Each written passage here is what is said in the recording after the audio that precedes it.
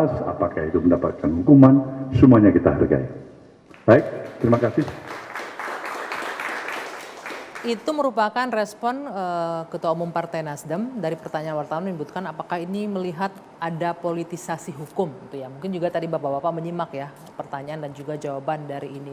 Sudah bergabung bersama kita Bung Boni Hargen, selamat malam. Terima kasih sudah hadir. Oke, saya akan langsung ke Bang Bestari terlebih dahulu. Jadi sesungguhnya dari Nasdem sendiri ini sudah terinfo nggak sih ini kasusnya apa sebenarnya? Kemudian pertanyaan selanjutnya, ini kali kedua kader Nasdem aktif sebagai menteri tersandung kasus korupsi. Walaupun disebutkan ya kita berharap penegakan hukum berjalan dengan baik, tapi tidak bisa dipungkiri ini publik di luar melihat persepsinya macam-macam. Apakah juga ada indikasi proses kental nuansa politiknya dibandingkan nuansa hukumnya? Sampai harus tarik nafas berat kayaknya ini. Pertama, terima kasih sudah diundang di dua sisi. Mudah-mudahan forum kita ini adalah forum yang bisa turut memberikan pencerahan kepada masyarakat tentunya. Pertama, kita mengingat, flashback sebentar. Begitu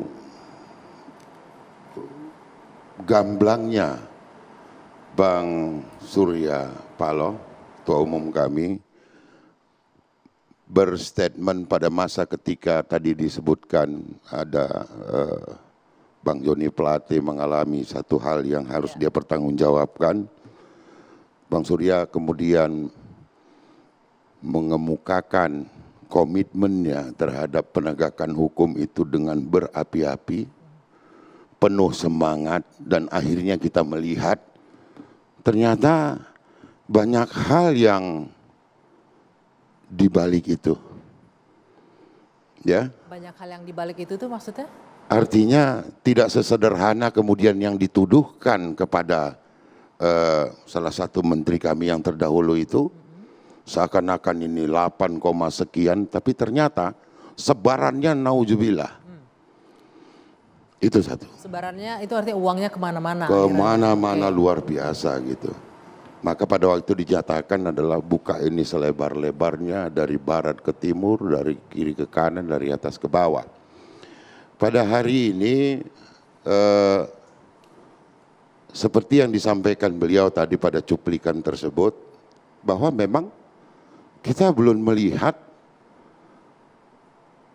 seberapi-api itu Ketua Umum kami, karena memang yang terinformasi ini belumlah sejelas dan seclear apa ini sebetulnya persoalan, sehingga tadi disampaikan, ini mewakili kami semua sebetulnya, disampaikan kita tunggulah ini.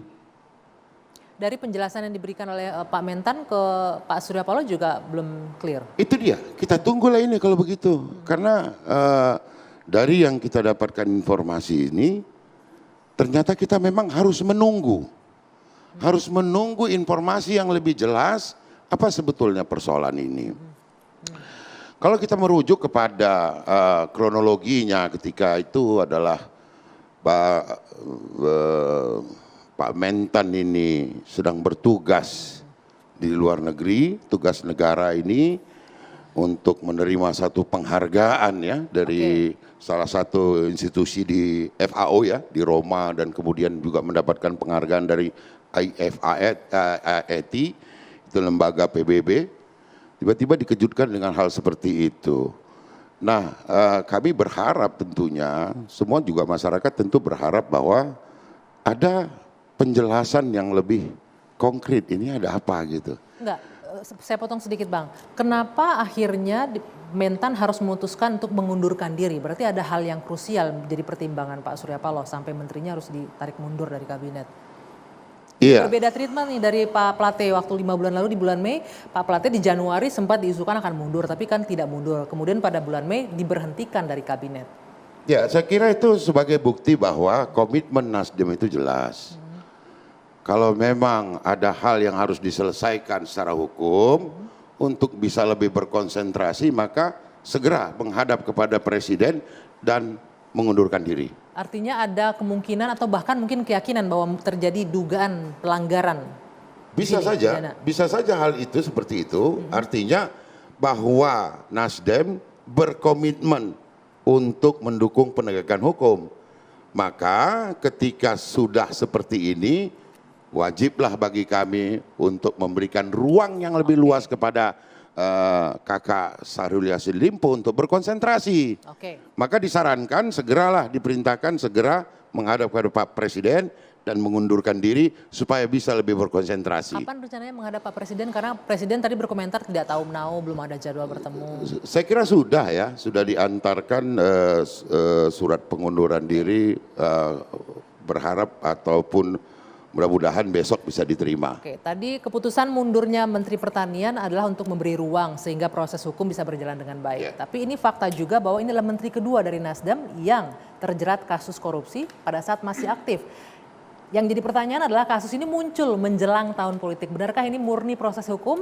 Tidak kental nuansa politisnya, kita akan bahas usai jeda sesaat lagi.